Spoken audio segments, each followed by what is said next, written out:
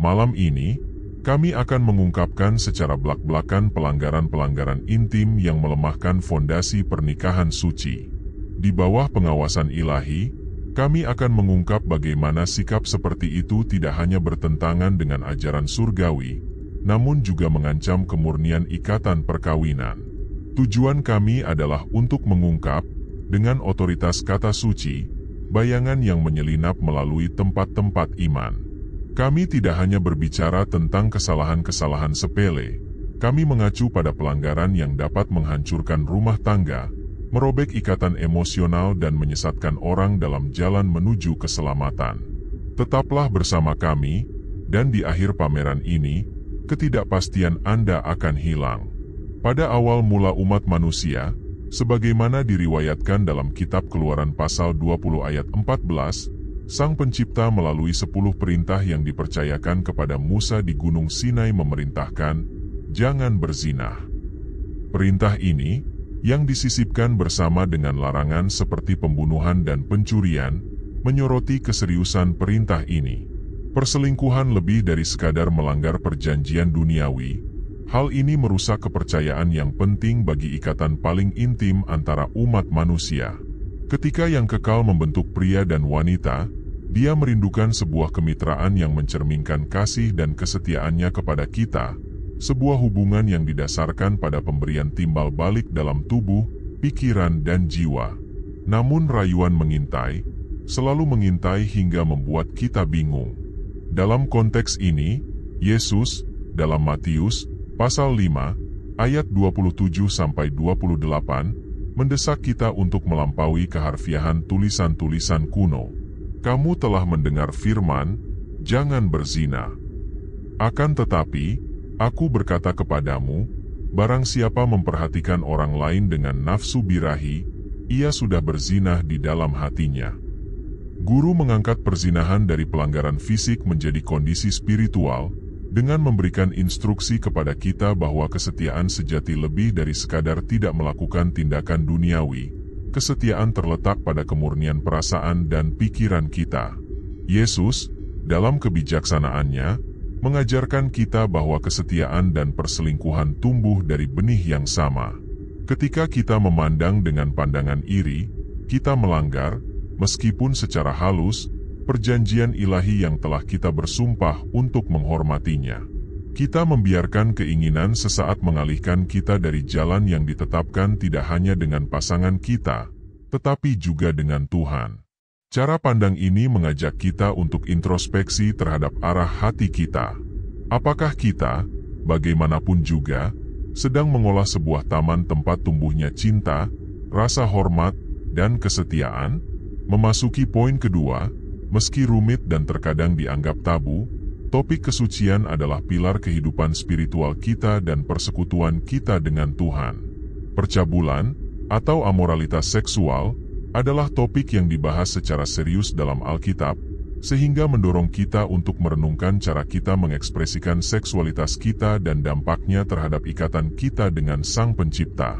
Paulus, dalam suratnya yang pertama kepada jemaat di Korintus, pasal 6, ayat 18-20, mengajak kita untuk menghargai tubuh kita sebagai sesuatu yang melampaui materi, sebagai bait Roh Kudus. Dengan melakukan perbuatan amoral, kita tidak hanya melanggar norma-norma sosial, kita menajiskan tempat suci yang dipercayakan kepada kita. Sebab kamu telah dibeli dan ada harganya, Paulus mengingatkan kita, mendesak kita untuk memuliakan Allah dalam tubuh dan roh. Kata-katanya menggemakan seruan untuk bertanggung jawab, mengingatkan kita bahwa keberadaan kita harus menjadi himne syukur dan penghormatan kepada yang abadi. Di dunia yang sering mengagung-agungkan kebebasan seksual yang berlebihan, sebagai pengikut Kristus, kita dipanggil untuk menempuh jalan yang berbeda. Sebuah jalan yang menghormati tubuh dan mengakui kesakralan seksualitas manusia. Seksualitas, jauh dari kesan negatif, adalah anugerah ilahi, yang ditakdirkan untuk dialami dalam batas-batas sakral pernikahan. Oleh karena itu, melarikan diri dari percabulan lebih dari sekadar menghindari tindakan tertentu. Itu berarti menghormati Tuhan dengan tubuh kita, memperlakukannya sebagai kuil suci. Ini berarti membuat pilihan secara sadar yang membawa kita lebih dekat kepada Tuhan dan menjauhkan kita dari segala sesuatu yang menjauhkan kita darinya. Untuk menghayati ajaran di dunia yang penuh godaan, sangatlah penting untuk memperbarui pikiran Anda dengan kitab suci, mencari kekuatan dan kebijaksanaan ilahi dalam doa. Masalah homoseksualitas telah diperdebatkan selama berabad-abad, dan ayat-ayat Alkitab ditafsirkan bertentangan dengan hubungan semacam itu. Imamat 18:22, misalnya, adalah hukum kemurnian bagi Israel yang membedakan mereka dari bangsa tetangga. Paulus, dalam Roma 1:26-27, menggambarkan nafsu sebagai hal yang bertentangan dengan kodrat dan bagian dari pemberontakan manusia. Namun, fokusnya adalah penebusan dan transformasi hidup yang Tuhan tawarkan, memanggil kita ke jalan kasih dan belas kasihan, mengingat bahwa semua orang telah berbuat dosa dan membutuhkan rahmat ilahi, Roma 3:23, dan bahwa Tuhan mengampuni dosa mereka yang berdosa. Mereka menyesalinya. Di tengah rentetan rangsangan yang membombardir kita setiap hari, tantangan untuk mematuhi ajaran surgawi bisa terasa sangat berat. Rahasia dari prestasi tersebut terletak pada pemberian nutrisi terus-menerus kepada roh dengan kebijaksanaan abadi yang terkandung dalam halaman-halaman suci. Komunikasi dengan Yang Maha Kuasa melalui doa menjadi landasan untuk menolak rayuan duniawi dan menyelaraskan tindakan kita dengan keinginan ilahi. Mengenai homoseksualitas, kitab suci telah menjadi pusat diskusi panas selama ribuan tahun. Teks seperti Imamat dalam Perjanjian Lama sering dikutip, menguraikan kode etik yang memisahkan bangsa Israel dari praktik umum di antara bangsa-bangsa lain. Dalam surat Roma, Paulus membahas masalah ini dari sudut pandang pelanggaran dan kebutuhan manusia akan penebusan, tanpa mengabaikan pesan transformasi dan pembaruan yang diusulkan oleh Sang Pencipta. Pesan Alkitabiah mengenai dosa ini dan dosa-dosa lainnya sangat jelas, dan sebagai murid Mesias, kita harus terus-menerus mencari bimbingan dan nasihat Bapa dalam setiap aspek kehidupan kita. Oleh karena itu, marilah kita menghadapi pergumulan ini dengan hati yang penuh belas kasih dan belas kasihan, mengingat bahwa seluruh umat manusia telah kehilangan keagungan Tuhan dan bahwa, ketika kita mengakui kesalahan kita, kita disambut oleh keadilan dan pengampunannya yang tak terhingga. Dalam jalinan iman, kita menemukan dalam 1 Yohanes nasihat untuk menyucikan diri dari segala kejahatan, sebuah pendahuluan dari pembahasan tema-tema yang menyentuh hakikat tingkah laku manusia. Imamat, dalam kata-katanya, tidak hanya menguraikan kode etik, namun juga menjalin jalinan prinsip-prinsip yang mencerminkan kesucian yang diinginkan Tuhan bagi anak-anaknya.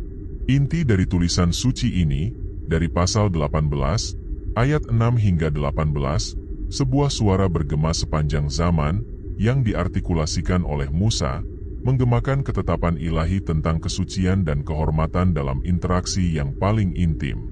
Jauh dari sekadar larangan, pedoman ini adalah mercusuar yang menerangi jalan menuju kehidupan yang mulia, di mana setiap individu dipanggil untuk mencerminkan kesucian dan cinta kasih secara keseluruhan. Jangan mendekati kerabat dekat manapun untuk melakukan hubungan seksual. Akulah Tuhan, demikian bunyi teks suci tersebut, sebuah penegasan yang melampaui arti harafiah untuk mengundang refleksi lebih dalam.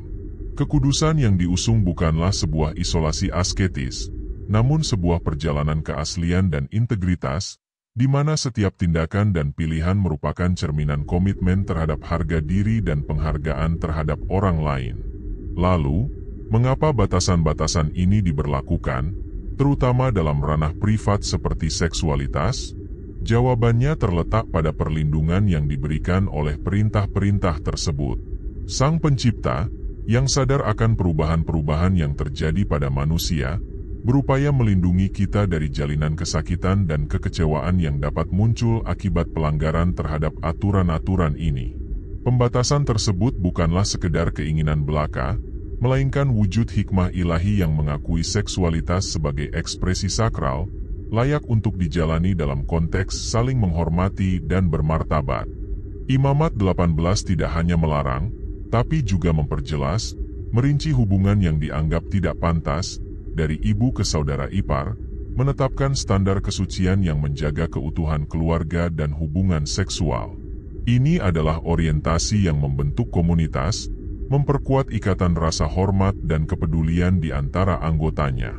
Undang-undang tersebut merupakan perisai terhadap ketidakadilan, menjaga kesucian ikatan darah dan saling menghormati antar kerabat.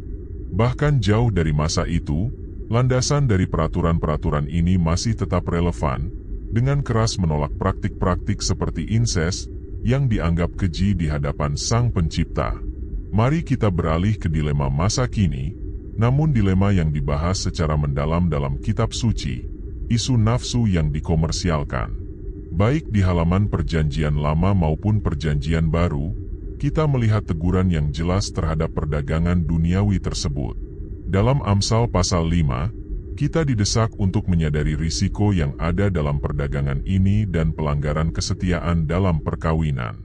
Kefasihan ayat-ayat Alkitab memperingatkan kita, meskipun pada awalnya tampak manis seperti nektar dan halus seperti minyak, hasilnya pahit, membawa kehancuran seperti racun atau potongan pisau tajam. Dalam Perjanjian Baru, Paulus, dalam suratnya kepada jemaat di Korintus, pasal 6, mengajak kita untuk melakukan introspeksi lebih dalam lagi. Ia dengan berapi-api bertanya tentang keganjilan menyatukan bait suci Kristus yang hidup dengan sosok amoral. Pertanyaan ini bukan sekadar retorika, melainkan sebuah seruan untuk menyadarkan kita bahwa kita adalah tempat suci Tuhan dan harus tetap tidak ternoda oleh kerusakan. Ajaran-ajaran ini bukan sekedar ajakan untuk menghindari sikap tercela. Itu adalah panggilan untuk mengingat siapa sebenarnya milik kita. Dengan menuruti praktik-praktik yang menodai esensi kita, kita melanggar tidak hanya terhadap martabat kita, namun juga terhadap kehormatan yang maha kudus.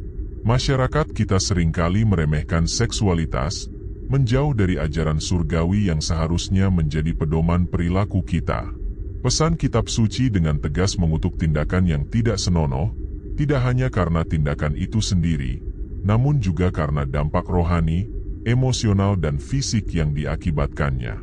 Namun, penting untuk ditekankan bahwa, bahkan ketika menghadapi risiko nafsu dan perselingkuhan, kasih sayang yang maha kuasa tidak terbatas, selalu menyambut mereka yang bertobat. Dalam narasi Alkitabiah, kita menemukan banyak sekali laporan tentang individu-individu yang, meskipun mereka menyimpang dari jalan yang lurus, mendapatkan belas kasihan dan pengampunan ketika mereka dengan tulus kembali ke pelukan yang abadi. Bestialitas, suatu tindakan di luar pemahaman banyak orang, sangat dilarang.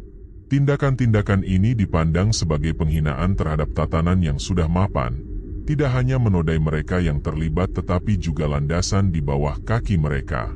Dalam kitab Imamat, pasal 18 dan ayat 23, kita menemukan pernyataan yang tegas menentang tindakan seperti itu.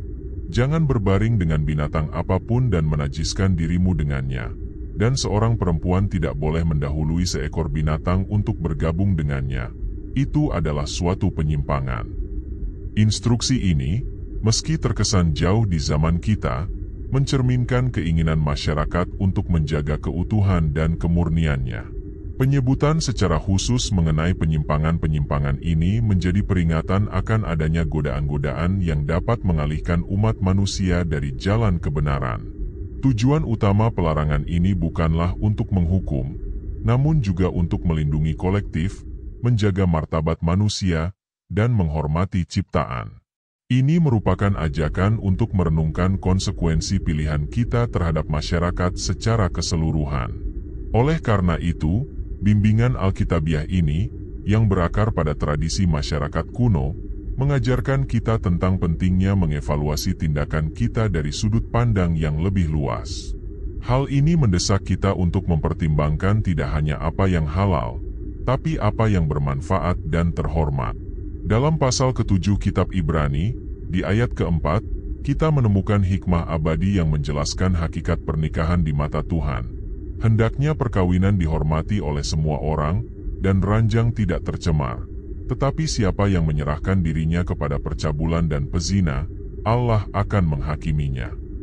Mari kita renungkan hal ini dengan jelas dan objektif, sebagaimana diterapkan dalam kehidupan kita.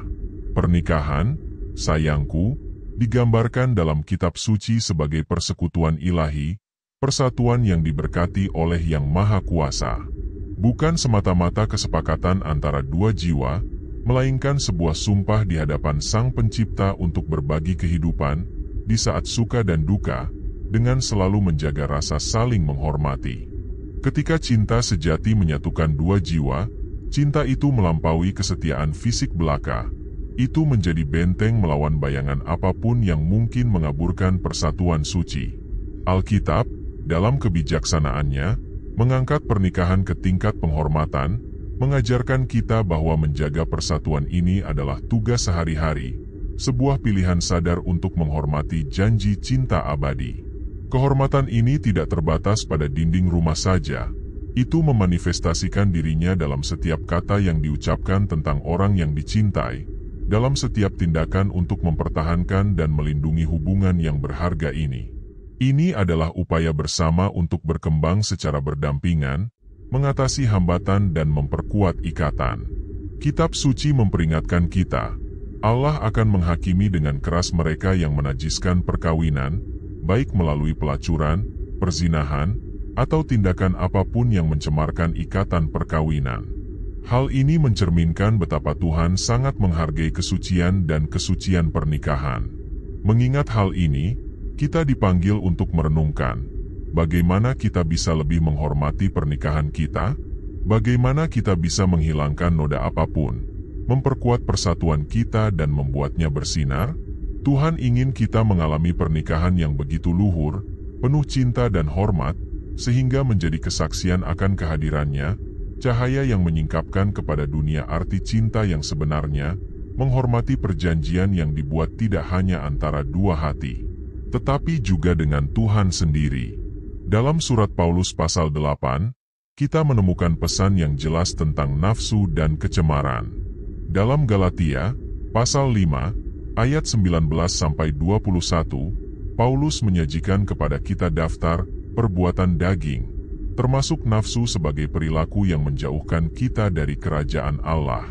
Dalam Efesus pasal 5 ayat 3, ia menasihati kita untuk tidak hanya menghindari, bahkan tidak menyebutkan percabulan atau segala jenis kecemaran. Paulus mengajarkan kita bahwa cara kita menangani hasrat kita, terutama hasrat seksual, mengungkapkan banyak hal tentang hati kita dan hubungan kita dengan Tuhan. Nafsu, keinginan yang tak terkendali akan kesenangan yang tak terbatas, mengalihkan kita dari jalan yang telah ditentukan oleh Sang Pencipta. Ketika kita membiarkan diri kita didominasi oleh dorongan-dorongan ini, kita menempatkannya di atas segalanya, termasuk di atas Tuhan, yang menunjukkan bahwa keinginan kita lebih penting daripada hidup sesuai dengan prinsip-prinsip ilahi. Oleh karena itu, ketika Paulus menasihati kita di Efesus untuk hidup dalam cara yang murni dan selaras dengan Tuhan sehingga hal-hal seperti itu bahkan tidak masuk dalam percakapan kita, dia memanggil kita untuk mencerminkan kemurnian, kasih, dan kekudusan yang berasal dari mengikuti Kristus.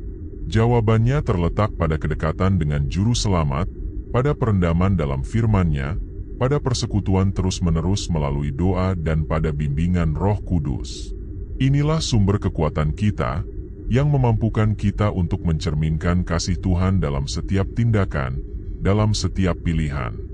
Dalam bab ke-9 dari Kitab Hikmat, kita dihadapkan pada larangan Alkitabiah mengenai penggunaan gambar dan berhala dalam ritual, sebuah praktik kuno yang sering dikaitkan dengan tindakan seksual yang tidak senonoh.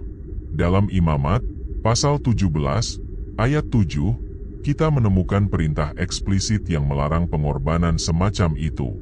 Dan ini bukan hanya soal masa lalu. Para Rasul, dalam Kisah Para Rasul, pasal 15, ayat 20, menggemakan pesan ini kepada orang-orang yang bertobat, mendesak mereka untuk menjauhi segala kontaminasi penyembahan berhala. Anda mungkin mempertanyakan relevansinya dengan kehidupan modern, dengan alasan bahwa ritual penyembahan berhala dan persembahan kepada berhala bukanlah bagian dari realitas Anda. Namun, inti permasalahannya melampaui tindakan fisik. Ini adalah inti dari penyembahan berhala, yang meninggikan apapun atau siapapun ke tempat ibadah yang khusus diperuntukkan bagi Tuhan. Kitab suci memperingatkan kita tentang bahaya mencampuradukan pencarian kesenangan yang berlebihan dengan spiritualitas yang menyimpang, suatu jalan yang bertentangan secara diametral dengan keinginan Sang Pencipta. Tuhan memanggil kita untuk hidup dalam kekudusan, hidup yang menghormati Dia dalam segala aspek, termasuk seksualitas kita.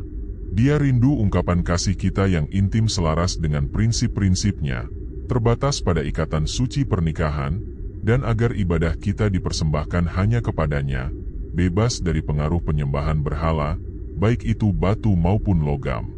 Ajaran para rasul jelas, umat beriman harus membebaskan diri dari pencemaran penyembahan berhala.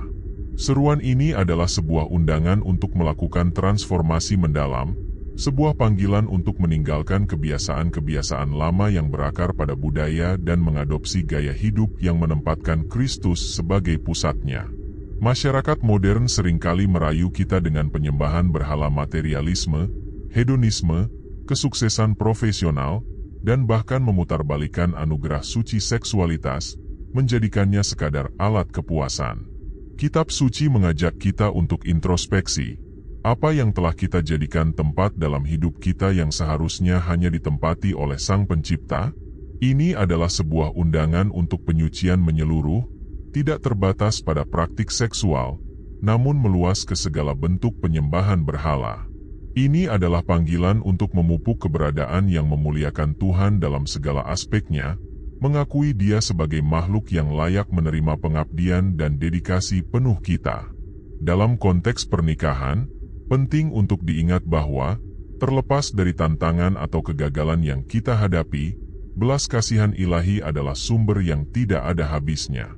Saya mendorong semua orang untuk mencari hati yang berintegritas, bertobat bila diperlukan, dan mendekati Tuhan serta pasangannya dengan kerendahan hati dan kasih. Bagaimana jika memulai perjalanan ini dengan mencari bimbingan rohani, bergabung dengan kelompok belajar Alkitab atau sekadar meluangkan waktu untuk berdoa dan refleksi Alkitab secara berpasangan? Sekaranglah waktunya untuk menegaskan kembali komitmen kita terhadap kekudusan dalam pernikahan, mendambakan kehidupan yang memuliakan Tuhan dan memperkuat persatuan perkawinan kita.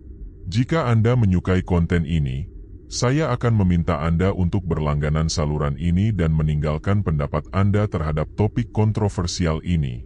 Pelukan, sampai video berikutnya.